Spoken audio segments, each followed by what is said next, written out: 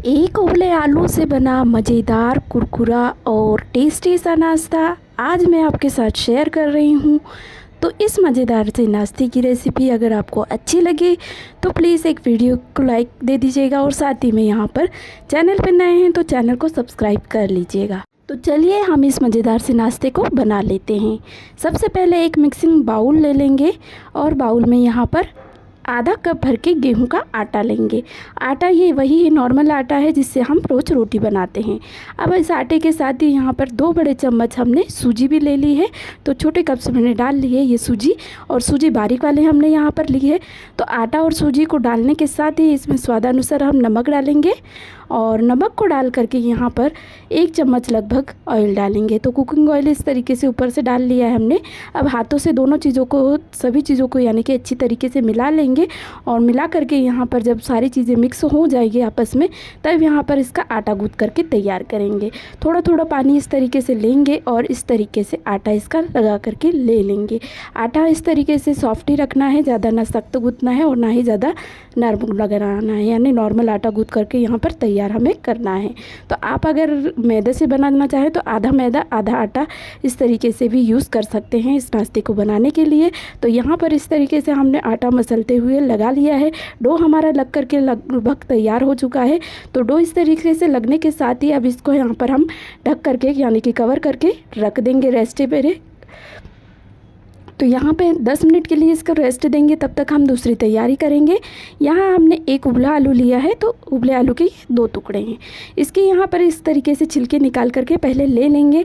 तो आलू को इस तरीके से हमने छील लिया है। अब इसको यहाँ पर क्या करेंगे, एक चम्मच या कांटे वाली चम्मच ले लें, उससे इस तरीके से मैश करके ले लेंगे। तो मैंने यहाँ चम्मच से ही मैश कर लिया इसको। आप चाहे तो इसको कद्दूकस कर करके ले सकते हैं, यानी कि ग्रेटर का यूज़ करें और इसको इस तरीके से कद्दूकस कर लें। तो यहाँ पर हमने इसको इस तरीके से मैश कर लिया है। तो चम्मच से यहाँ पे थोड़ा सा इस तरीके से प्रेशर देकर इससे मैश करते जाएंगे तो ये अच्छी तरीके से मैश हो जाएगा। और कुछ इस तरीके से मैश हमारा आलू हो चुका है। मैश हमारा आलू अच्छी तरीके से हो गया है। तो आलू में कुछ और चीज़ें भी हमें मिक्स करके यहाँ पर ले लेनी है।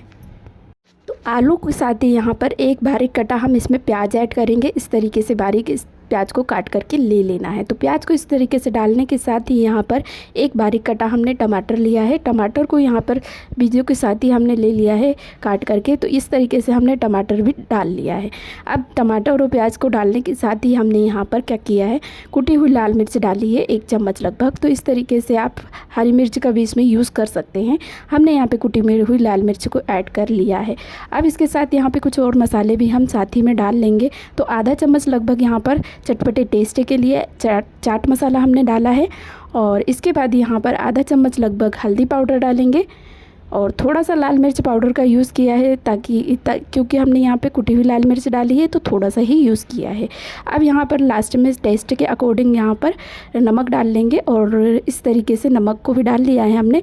और डाल करके सभी मसालों को अब हाथों से ही मिक्स कर लेना है। तो आलू पहले से ही मैश है हमारा, तो यहाँ जो सब्जियाँ और मसाले हमने डाले हैं उनको हाथों से इस तरीके से मिलाते हुए मिक्स कर लेंगे। और इस तरीके से मिक्स जब करेंगे तो 1 से 2 मिनट में अच्छी तरीके से मसाले जो है आलू में मिक्स हो जाएंगे और ये हमारा स्टफिंग इस तरीके से बन करके मिक्स होकर तैयार है। तो आलू का मसाला हमारा बन चुका है। अब इसको इसी तरीके से यहाँ पर बना करके छोड़ देंगे हम और आगे की तैयारी यहाँ पर करेंगे।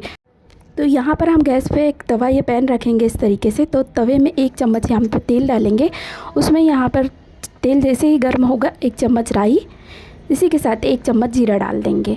दोनों चीज़ों को थोड़ा सा ही चटका लेना है। और यहाँ पे रफली काट करके हमने 2 टमाटर लिए हैं लाल वाले। तो इन टमाटरों को इस तरीके से 1 मिनट डाल करके भून लेना है। 1 से 2 मिनट हमने टमाटर को इस तरीके से भून लेना है। और भूनने के बाद यहाँ पर साथ ही में 2 से 4 यहाँ पर लाल मिर्च का यूज़ किया है। तो ये सूखी हुई लाल मिर्च है, आप चाहे तो हरी मिर्च भी यहाँ डाल सकते हैं।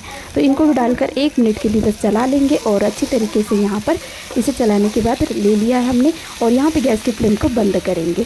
गैस की फ्लेम को बंद करने के साथ ही इसको हल्का सा ठंडा होने के बाद इसे जार में हमने ऐड कर लिया है। तो जार में यहाँ पर लहसुन को भी हमने डाल लिया है थोड़े से कलियों को।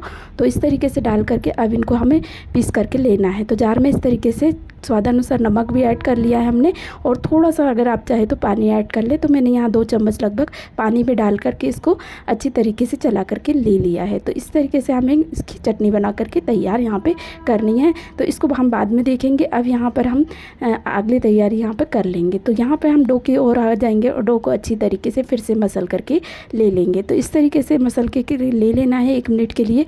और जैसे ही डो अच्छी तरीके से मुलायम फिर से हो जाएगा तब यहाँ पर इसकी लोइयाँ तोड़ करके ले लेनी है।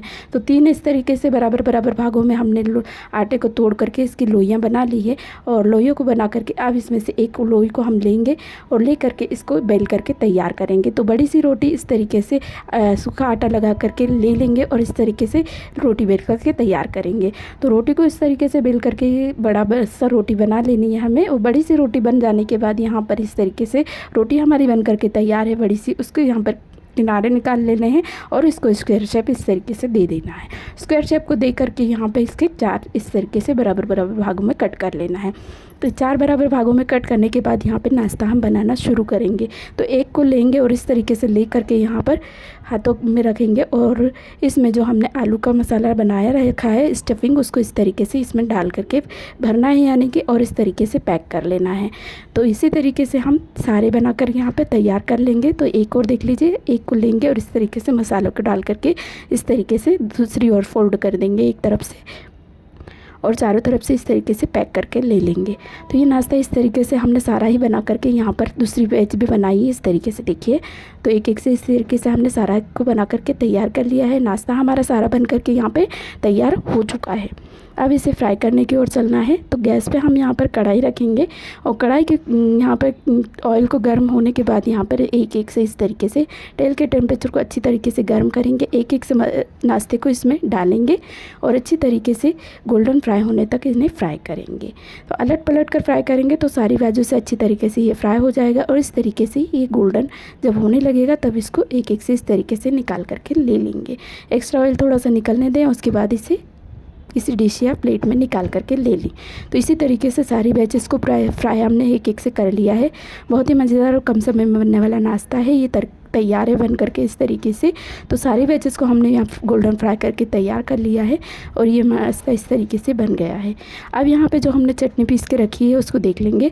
तो यहाँ ग्राइंडर जार में इस तरीके से हमने इसको पीस के ले लिया है और यहाँ पर एक पैन ले लेंगे, उसमें यहाँ पर हम तड़का एक लगा करके तैयार करेंगे। तो 1 चम्मच तेल को गर्म कर लें, उसमें यहाँ पर राई या जीरे से तड़का आप दे सकते हैं। तो मैंने यहाँ राई डाल ली है पहले, उसको अच्छी तरीके से चटका लेंगे। चटका करके इस तरीके से जो प्योरी है यहाँ पर चटनी बनाई है हमने टमाटो और मिर्ची की, उसको इस तरीके से डाल करके यहाँ पर तड़का दे देंगे। तो ये तड़का हमारा लग चुका है चटनी में और ये इस तरीके से चटनी को एक उबाल बस आने देंगे और इस तरीके से प्लेट या किसी कटोरी में इस तरीके से निकाल करके ले लेंगे।